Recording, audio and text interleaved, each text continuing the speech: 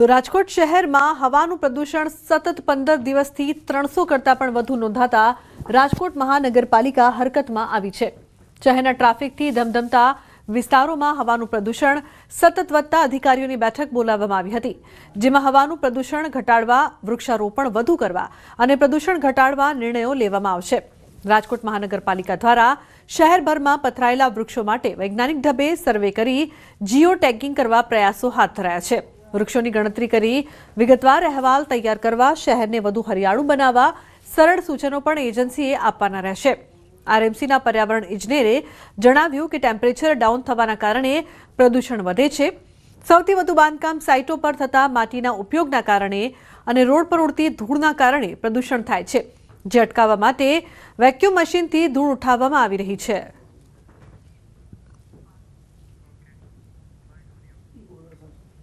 રાજકોટ શહેર વિસ્તારમાં green space એટલે કે ગાર્ડન, જે પ્લોટમાં વૃક્ષારોપણ કરે, વૃક્ષારોપણ એ ગ્રીનરી કેટલી છે અને એમાં કેટલા વૃક્ષો આવેલા છે, આ બાબતની તમામ માહિતી આપણને સચોટ રીતે મળી રહે તે માટે આપણે ટ્રી મોનિટરિંગ માટેનું આપણે ટેન્ડર પ્રક્રિયા હાથ ધરવામાં આવેલ છે।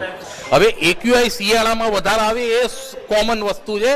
ટેમ્પરેચર ડાઉન થાય એટલે એક્યુઆઈ થોડોક વધારે આવે, અને એ પણ ખાસ કરીને મોર્નિંગ સેશનમાં। અત્યારે હાલ જે એક્યુઆઈ આવે છે નોર્મલી મોબાઈલ સોર્સ એટલે કે ટૂંકમાં આપણા જે વાહનોનું જે પ્રદૂષણ થાય છે ને એના કારણે મેક્સિમમ આવતું હોય છે।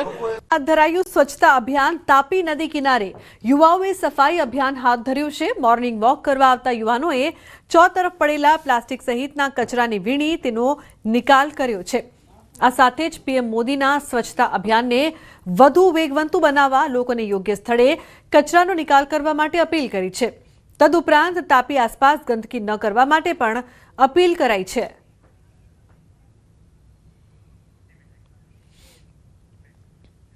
રાજકોટના જેતપુરમાં પાટીદાર સમાજની ઈડબ્લ્યુએસ માંગણીના મુદ્દે ક્ષત્રિય કોળી ઠાકોર સમાજ રાજકોટ જિલ્લા પ્રમુખે મુખ્યમંત્રીને પત્ર લખીને પોતાની વેદના ઠાલવી છે, જેમાં તેમણે વિવિધ મુદ્દા અંગે ચિંતા વ્યક્ત કરી છે। ઓબીસી, એસસી, એસટી સમાજની રાજકીય ક્ષેત્રે કોઈ નોંધ લેવામાં આવતી નથી। ગુજરાતમાં 2.5 કરોડની કોળી સમાજ અને ઠાકોર સમાજની વસ્તી હોવા છતાં સાંસદ અને ધારાસભ્યમાં બીજા સમાજના નેતાઓ રાજ કરે છે। ઓબીસી, એસસી, એસટી સમાજ જાગૃત થશે તો 2027 ચૂંટણીમાં નુકસાન થશે। ઓબીસી, એસસી, એસટી સમાજની નોંધ લીધા વગર કોઈ પણ ઈડબ્લ્યુએસમાં સુધારો નહીં કરવા માંગ કરી છે। ઈડબ્લ્યુએસમાં કોઈ પણ પ્રકારનો ફેરફાર નહીં કરવા માંગ પત્રમાં વિવિધ મુદ્દાઓને લઈને વાત કરવામાં આવી।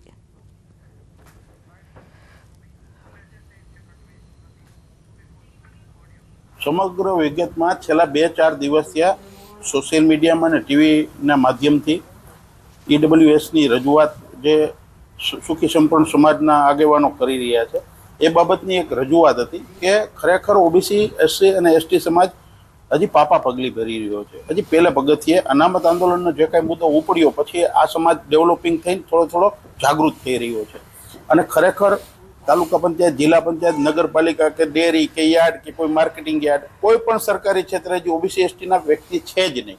એટલે એને એક ડેવલપિંગ કરવા માટેનો સમાજમાં હજી 146 જ્ઞાતિમાં કોળીના ઠાકોર સમાજ 6.5 કરોડની જનતામાં 2.5 કરોડની જનતા સાથે સંકળાયેલો સમાજ છે। આ સમાજ હજી પાપા પગલી ભરી રહ્યો, એટલે દરેક સમાજની આ પરિસ્થિતિ છે।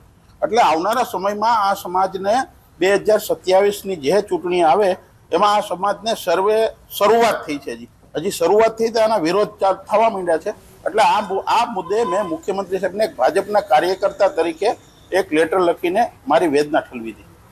તો રાજકોટ મહાનગરપાલિકા દ્વારા જર્જરિત મકાનોને સમયાંતરે નોટિસ આપવામાં આવી છે, પરંતુ ખુદ મનપાના ફાયર સ્ટેશનની હાલત જ જર્જરિત છે।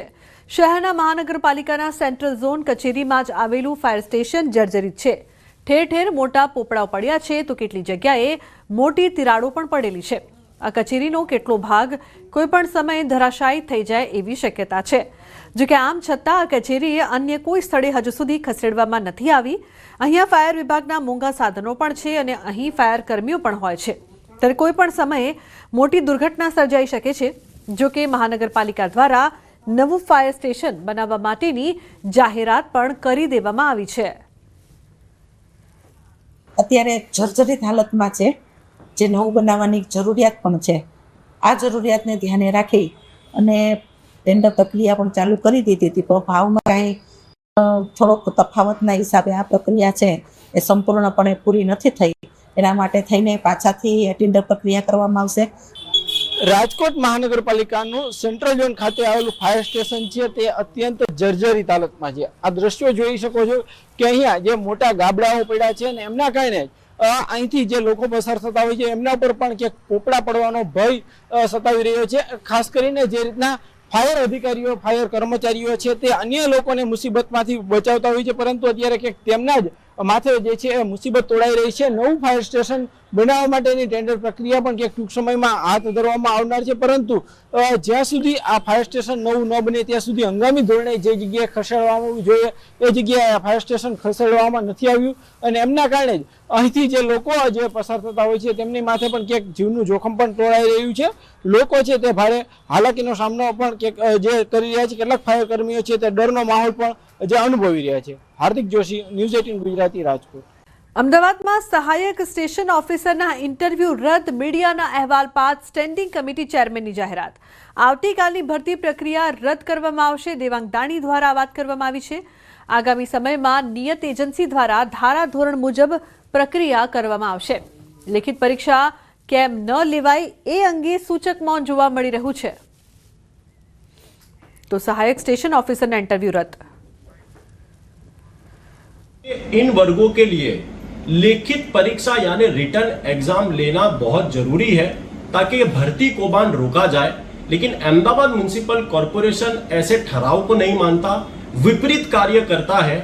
कल के दिन होने वाले इंटरव्यू में कांग्रेस पार्टी ये मांग करती है कि वो इंटरव्यू को तात्कालिक रद्द किया जाए और उसकी जगह उनकी लिखित परीक्षा ली जाए. આવતીકાલે આપના જે માધ્યમથી કે ભાઈ ફાયર ઓફિસર, સ્ટેશન ઓફિસરની જે રિક્રુટ થવાની છે એની અંદર જે ઉમેદવારોને સીધા આપણે વાત કરીએ કે કોલ લેટર આપીને બોલાવવામાં આવ્યા હતા, પરંતુ ચોક્કસ આપના મારા કહેવા માગું છું, કોઈ પણ પ્રક્રિયા હોય એ સરકારના નીતિ નિયમ પ્રમાણે જે ભરતી પ્રક્રિયાના નોર્મ્સ હશે એનું ચોક્કસ પાલન કરવામાં આવશે. કદાચ જો ડાયરેક્ટ બોલાવવામાં આવે તો એ પરીક્ષાને કેન્સલ કરવામાં આવશે, અને સરકારના નીતિ નિયમ પ્રમાણે આ પ્રક્રિયા જેટલા પણ સ્ટેશન ફાયર ઓફિસર લેવાના હોય એ લેવામાં આવશે. પાકમાં ચરમો આવવાની શક્યતા, તુવેર જેવા પાકમાં પણ નુકસાન થવાની શક્યતા, શાકભાજીના પાકમાં પણ અસર થઈ શકે છે, ચણાના પાકમાં સાનુકૂળતા રહી શકે છે. હીરા જેવો પાક જે છે એમાં ચરમો આવવાની શક્યતા રહે. તુવર જેવા પાકમાં પણ ક્યારેક નુકસાન થઈ શકવાની શક્યતા રહે.